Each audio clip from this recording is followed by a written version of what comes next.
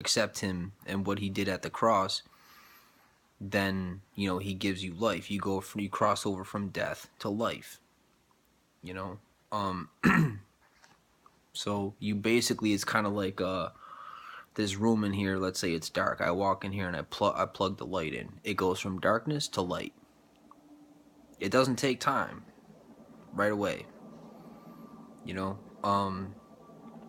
But see, that's not a very, that's the best example anybody can pretty much give anybody else. But like I said, it's a process. You're not going to see results right away in a lot. You know, it takes time. It takes time. It's not just some overnight quick fix like walking into Mickey D's and getting some lunch in under 5 minutes. You know, it's a lifelong process. Um, and the way to abide in Christ, you know, from what I'm understanding, is just to, he calls us to rest. You know, it's just to rest, which means you're under grace. You're no longer, you know, that's pretty much what the finished work is. He's no longer mad at you. It's you're under grace. So now you have all the grace you need to let him work on you, and if you fall, you fall. You know, you don't want to fall, but you're gonna fall. Everybody does. A baby falls when he or she learns how to walk.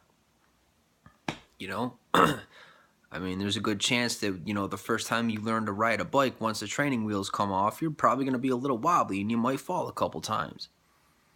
And even if you don't fall, in this case, you will fall because it's in our nature to fall. But you know what? Like I said, grace is abundant. Some people need more than others.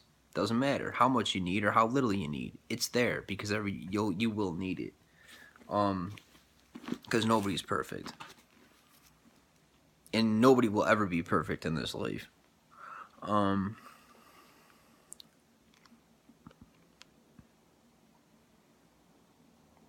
So that's the first part of, wait, let me see.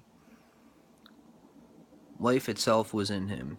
And this life gives light to everyone. So, like I said, I mean, his life gives light to everyone. You accept what he did on the cross, and all of a sudden you have life. Like I just said. That verse 5 says, the light shines through, wait, let me see here. The light shines through the darkness, and the darkness can never extinguish it. Extinguish, from what I understand, that just means understand. You know, I mean, obviously extinguish means, you know, to put out like a fire. You extinguish it.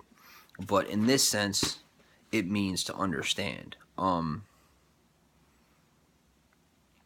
light shines through the darkness, and the darkness can never understand it.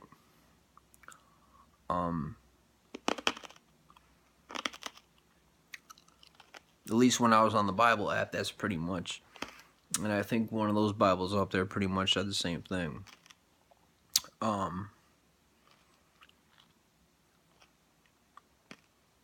Or maybe you can kind of look at it like this, from a more take the word extinguish at more of a face value, and say the light shines through the darkness, and the darkness can never extinguish it. You know, meaning, I mean, it's light in this room. Darkness can never take over until I pull the plug on this on the light. You can't have it both ways. Kind of like what I was saying a couple days ago to you. I believe it was maybe yesterday or something. Out here, that's darkness. That's darkness. Now, when, you know, out here, tomorrow at 2, 3 o'clock in the afternoon, I don't care if it's pouring rain outside, it's going to be light outside. It's not going to be dark. That's dark.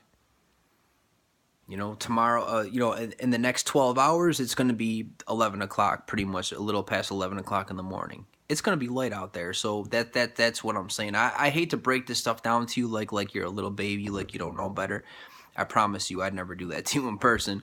But it's just like when I do this stuff, I really want to try to break it down as much as possible. I tell you, I'm horrible at explaining things, and that's one of the reasons I do it. Not because you're a dummy, because I'm a dummy. And I'm horrible at trying to explain stuff, so it's more for me than it is you, because I don't want, so trust me, I'm not trying to sit here and talk to you like you're a little, you know, like you can't understand what I'm trying to say. Trust me, I'm not doing that. It's me. I'm the one that's horrible at doing this. So I'm just basically, trying the best I can here to, make a decent video. So, um,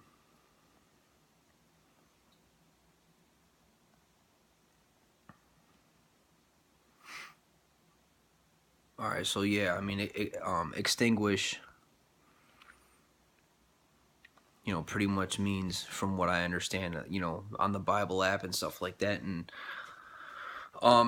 means could never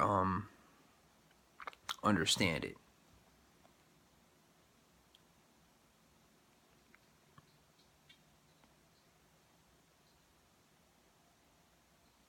So I'd have to look more into that. I think I'm gonna do that, because I am really really curious about that. But anyways, verse 6 goes on to say, God sent John the Baptist to tell. Wait, wow, that's a very very short verse, man. That's crazy. That's a cutoff point. All right, 6 and 7 will do then. Um, God sent John the Baptist, and then verse 7 says, to tell everyone about the light, so that everyone might believe because of his testimony. All right, so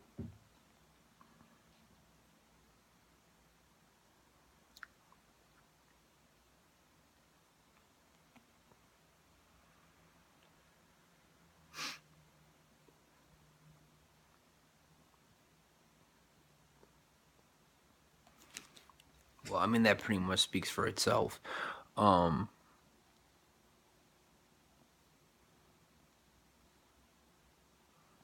Let me see here. And then we'll go on to verse 8. Let me see. John himself was not the light. He was only a witness to the light. Um, I really haven't figured out what that really means. And when I was doing this, I pretty much was kind of wondering, I was like, what are they talking about here? I'm gonna have to look more into that. So I think we're gonna end it here. I got, I'm gonna take care of a couple things before I go to sleep. All right, well, I guess that's it. And before I go to sleep, which will be, I mean, it's already 11 o'clock, a little past 11. I said like in another hour, I will come back in just a few seconds. That's all it's going to be. I would think it's only going to be a few seconds, kind of like yesterday. It was only 6 seconds. Hi, bye, love you, good night. But I will do that for you before I go to sleep. I love you, sweetheart.